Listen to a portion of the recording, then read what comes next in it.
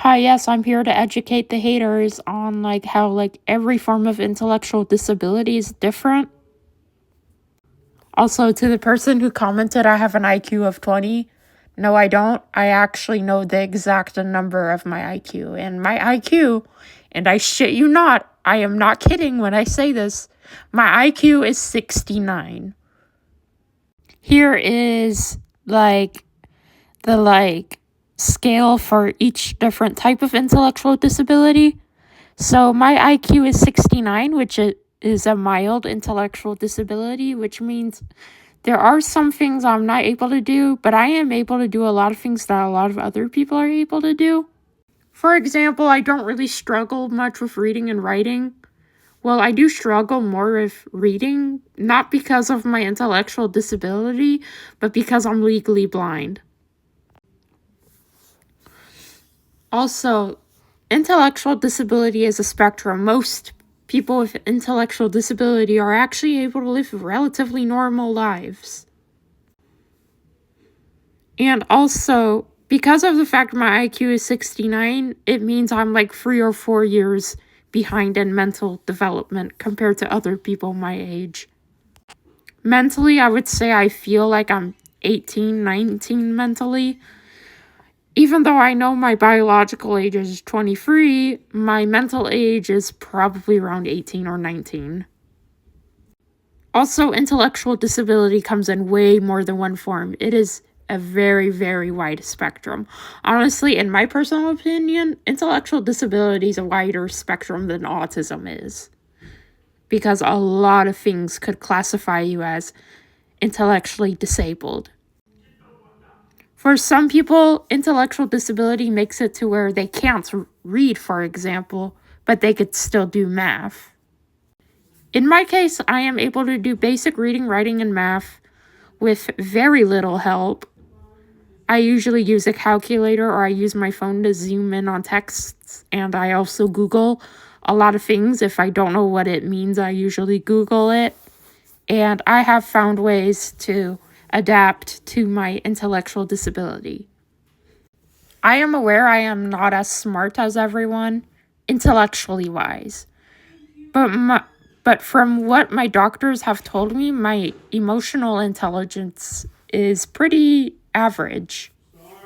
Also, this is the definition of emotional intelligence, which, in case you can't read, let me read it to you.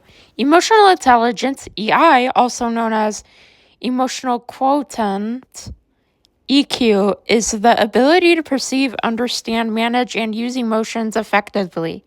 It involves understanding and regulating your own emotions, as well as recognizing and responding to the emotions of others. High EI can lead to better relationships, communications, and problem-solving skills, as well as improved overall well-being. Here are the benefits of having a lot of EQ. In my personal opinion, it's more beneficial to be emotionally intelligent rather than intellectually intelligent. Because let's be real, most people are not going to use things like algebra in their daily life. But self-awareness, understanding your own emotions and how they influence your behavior, which I completely understand how my emotions affect my behavior. I have multiple mental health problems, and I am still going to therapy and working on learning how to navigate my emotions and also overcome any trauma.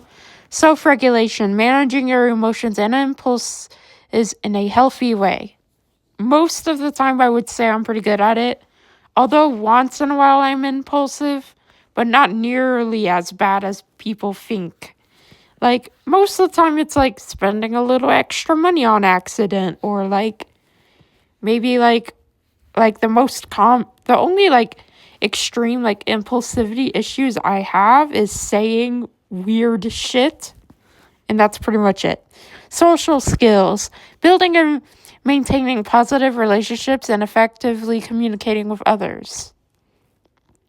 I would say I have a pretty good relationship with most people I interact with. Most people I interact with describe me as bubbly, funny, and sometimes people do describe me as getting a little too silly sometimes, but I usually try to make sure people are comfortable around me. Sorry, that was my ankle popping. Here's more information about emotional intelligence. Pause to read. But yeah.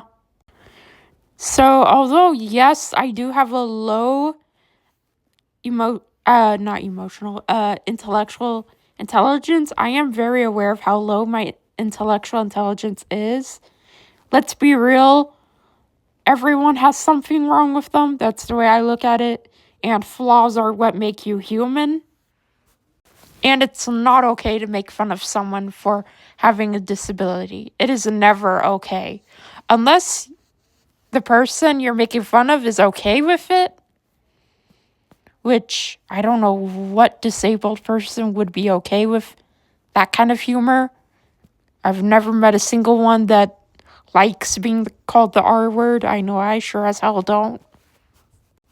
But it is never okay to make fun of someone with a disability. Every disability is different. And not all people with intellectual disability are super dumb. That's a really offensive stereotype. Most of us have a mental age that is younger, and we may have a harder time understanding things. But guess what? Despite having a pretty moderate intellectual disability, I landed myself a job interview. So that definitely shows me that maybe I do have okay people skills. Also, again, I will say this once and I will say it again, every disability affects everyone differently. In my personal opinion, I don't think my intellectual disability really affects me that much. It mainly affects me in social situations, and also if I read something and I don't understand it. But there are things that are easier for me to understand than the average person. For example, I am able to remember certain words that most people don't use in their daily vocabulary. I know the word globulatorial. I am so sorry if I'm saying that wrong. I have a feeling I did. But it basically has something to do with the government. Hold on, let me Google it because I'm not sure if I have the right definition in my head of the word or not. So I'm going to double check before I say what that word means. Yep, I was right. It's relating to state of governor or the office of a state governor. I had to double check before I said anything because I know I could have been wrong, but I had a feeling I was right, and it turns out I was right. It had something to do with the government. But it is a really hard word for me to pronounce, so sorry about butchering the word. That was not my intention. I also know other words that most people don't know.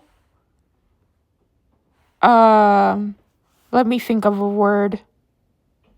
Oh yeah, there is a very complicated name for the genetic condition I have, which is oculocutaneous albinism, class 1A, which is the most severe type of albinism. So what that means... Beans. Sorry. I don't know why, but I saw an image of beans in my head, and then I ended up saying beans, and I don't know why. But what OCA is a genetic disorder characterized by having no melanin in your skin, hair, or eyes, being legally blind, and also having migraines if I am exposed to either fluorescent lights or the sunlight. Oh yeah, and I also burn ridiculously easy because I don't have, think of melanin as armor. Most of y'all have armor to protect yourselves from the sun. Yeah, my albino ass is raw dogging life, okay? I also cannot stop thinking about the word globulatorial. It is so hard for me to pronounce. But yeah, what's the moral of the story? Disability's a spectrum and stop fucking being ableist. Okay, bye.